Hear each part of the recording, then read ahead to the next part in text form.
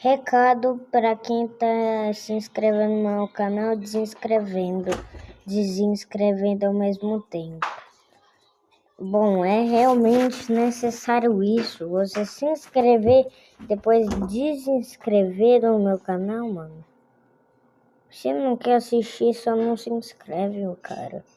Aí depois você desinscreve, mano. É realmente necessário. É realmente.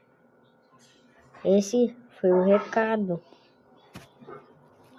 E só mais uma coisinha pra vocês. Se você for algum hater e se inscreveu, qual vídeo você não gostou aqui do canal, que eu posso excluir ele pra você, né? Diretamente. Aí eu coloco só para os meus inscritos. Não tem de quê.